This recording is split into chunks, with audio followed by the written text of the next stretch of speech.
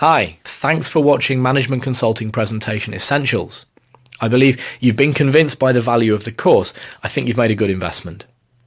In this course, I'll show you how to create a McKinsey style keynote so you can find exactly what you need, exactly when you need it.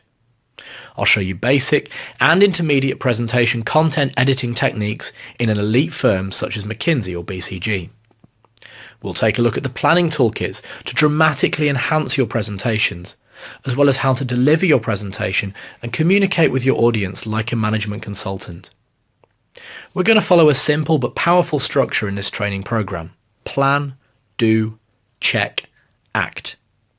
This framework will cover the full cycle of making a presentation, from planning a storyline to creating a data visualization, from setting up your meeting room to managing those presentation nerves, which I wish I could have known about in my early 20s, because this set of skills is what we can make the difference between mediocre and an extraordinary career.